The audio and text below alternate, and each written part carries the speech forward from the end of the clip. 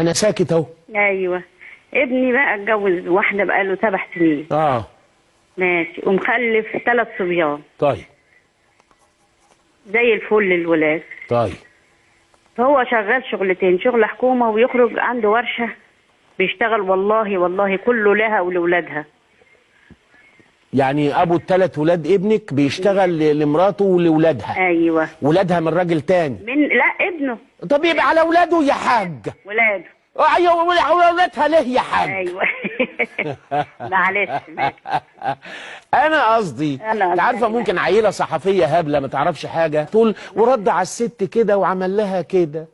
يا اختي انا بكلم كل واحد كاني قاعد معاه في بيتهم على المصطبه. ايوه. لو انا عايز اسوق يا امي البرستيجه هعمل لك حاجه جميله قوي انت مش هتقدري تستحمليها.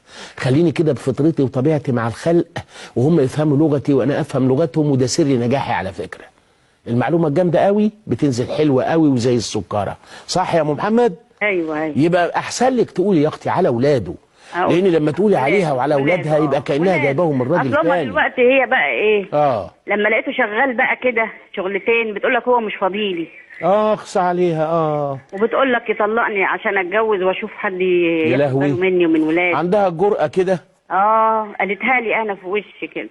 طب انا عايز اسال سؤال برضه يا ام محمد. ايوه قول. ادي احنا بنحب بعض وبنبصي بعض بالكلام كده ايوه.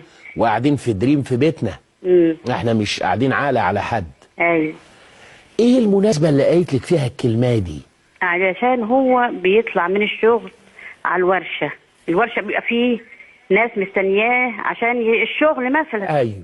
بس بيروح لها الساعه 12 الساعه 1 جايب لها خير الدنيا وبسطها وبسط ولاده. ايوه. بتقول لك لا هو كل وقت في الشغل، يوم الحد بياخدها يخرجها يفسحها. كويس. كده. طب يعمل ايه دلوقتي؟